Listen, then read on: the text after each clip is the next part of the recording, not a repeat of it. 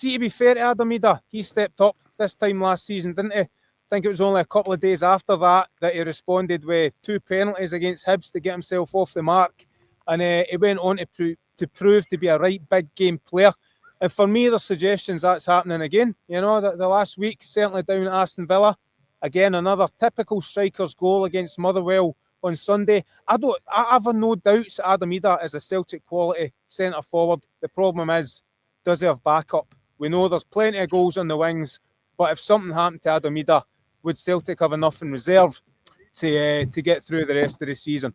I was going to say, Fraz, that is the main thing tonight. And it won't just be your eyes and the eyes of the rest of the press box. It'll be the eyes of 60,000 fans sitting around Celtic Park and the 2 eyes in the manager's head in the dugout. Because if at any point it looks as if Adam Idah feels something go pop in the back of his hamstring, there will be pandemonium. There will be utterly pandemonium. Because Celtic have to go in, would then have the potential to be minus Idah, with Maeda suspended for that first leg against Bayern Munich. And that's when all hell breaks loose. That's Sod's law. And you know something? Well, Sod's law applies directly to Scottish football, and it always has done. Yep. It is. Got a long-running association. For that very reason, I would be surprised if Idah gets through tonight if he played any part against Wraith Rovers at the weekend. For that very reason. They need to wrap him up in cotton wool ahead of that Bayern Munich first leg next week.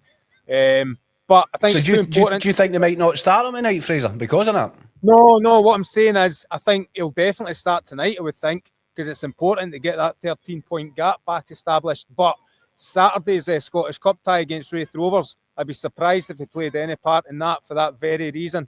He'll be watching that from a chaise longue outside the dugout. Lucky him. Yeah, I think it's too important to risk again at the weekend so soon after this one tonight. But you're right, this is a big game tonight. They need to re-establish that 13-point lead. Dundee coming here with a lot to prove, obviously, after that 6-0 hammering at home to Hearts at the weekend. That was a complete aberration on their part. Yeah.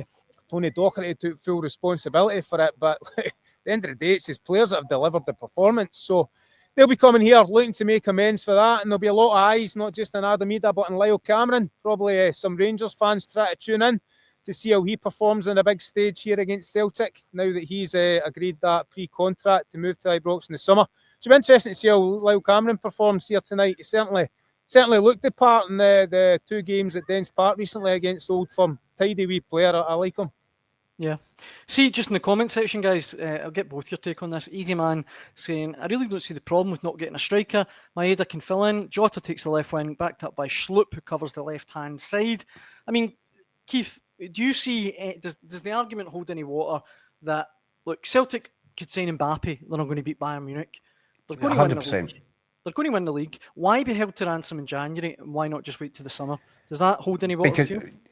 Yes. And I've said it, Daniel, I know that you've been away on holiday and you've not been bothering watching, but there is an argument to be made here that Celtic have upgraded at left back, that Schlupp is a better option, more physical, more robust, powerful than Alex Vai, who, you know, people seem to think that Alex Vai was...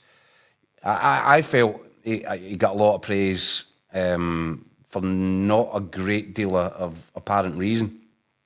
So I look at that in terms of, I know what Schlupp can do. I was never convinced about what Vai was offering.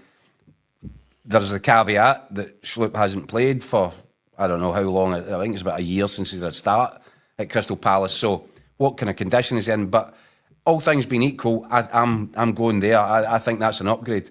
Mm-hmm. Then you look at Luis Palma away, Jota in, well, any fool can see that is a monumental upgrade. And then you've got the added plus factor is that even though Schlupp is in the door, he's only holding the fort until Kieran Tierney gets there in the summer. So on that basis, you go, well, that's good business.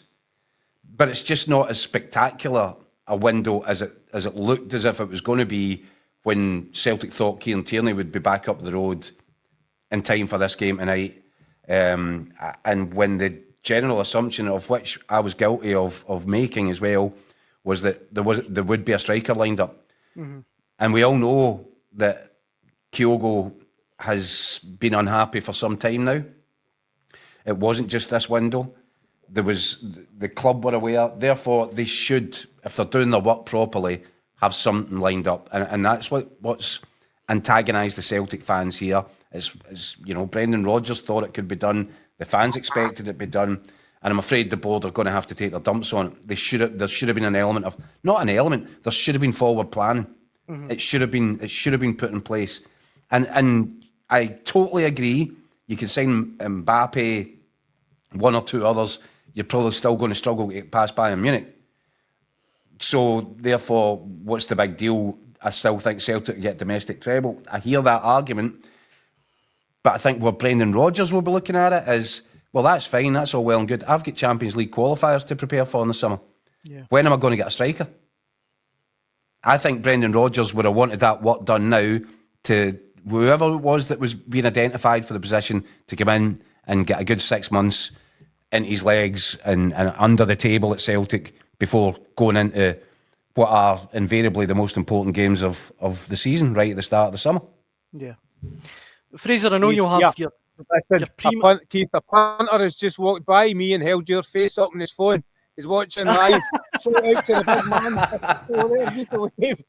Incredible. Hotline live. And also, I've been waiting to do this. I have breaking news. The teams have dropped.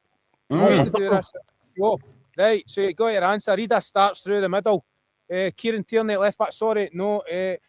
Johnston, Carter, Vickers, Thursday, Taylor, McGregor, Engels, Hatate in the middle.